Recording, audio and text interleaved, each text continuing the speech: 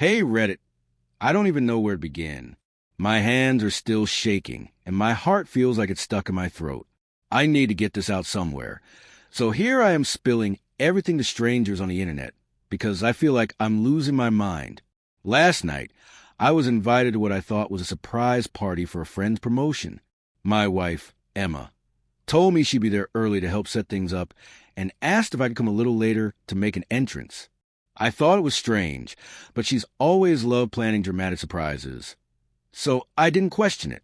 When I arrived, the house was buzzing with people, music played, drinks were poured, and everyone seemed to be having a great time. But something felt off. Emma wasn't by the bar or mingling like she normally would. A friend of hers, someone I didn't know very well, approached me with a sympathetic look and whispered, "You might want to check the guest room upstairs." Confused and a little uneasy, I made my way through the crowd and up the stairs. The closer I got, the louder my heartbeat pounded in my ears. When I opened the door, I saw Emma with another man. They jumped apart like they'd been caught in a fire, their faces pale. I froze. My mind went blank, and it felt like the air had been knocked out of me. I didn't yell. I didn't scream. I just turned and walked out of the room, out of the house, and into the cold night air. Emma came home later that night, but I couldn't even look at her. She tried to talk, but I shut her down. I didn't have the energy to listen to excuses or explanations. The next morning, she asked if we could sit down and talk. Reluctantly, I agreed, though my stomach churned with anger and pain. She poured herself a glass of water and held it like it might give her strength. "I want to talk," she said softly, breaking the silence. I took a long sip of my coffee, setting the mug down deliberately. "Talk then," I said, my voice cold. She sat across from me, wringing her hands nervously. "I know I've hurt you, Jake. I know I can't take any of it back, but I want to try." "Try what?" I interrupted, my tone sharp. "To fix this? To pretend like nothing ever happened?" Emma flinched, but didn't back down. "No," she said. "I know we can't pretend, but I want to figure out a way forward. Together." I shook my head, a bitter laugh escaping my lips. "There's no together, Emma. Not anymore." Tears welled up in her eyes, but I didn't care. I was done feeling sorry for her. I was done feeling sorry for myself. "I made a mistake," she whispered, her voice trembling.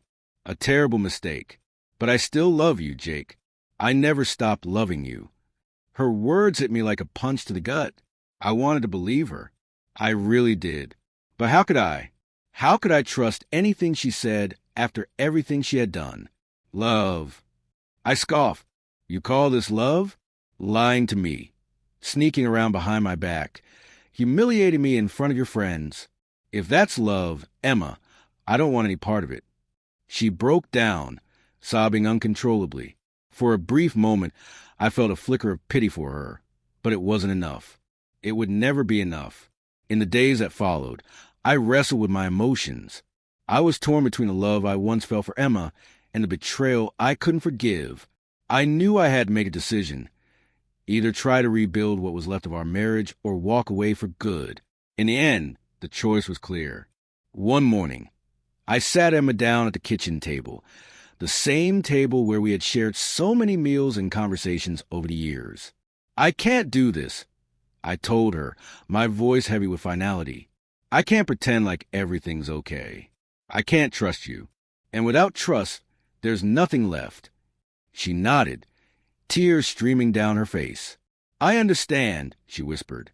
"I'm sorry, Jake, for everything." I gave her a small, sad smile. "So am I." And just like that, it was over. The divorce was quick and quiet. There were no screaming matches, no bitter fights over who got what. Emma moved out, and I stayed in the house, though it no longer felt like home.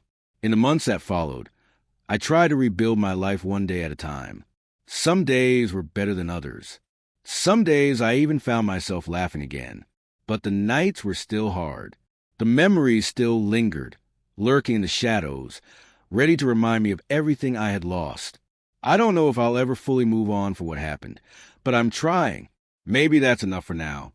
As for Emma, I have no idea where she is or what she's doing. And honestly, I don't care. She made her choice and I made mine. Life goes on, and so will I.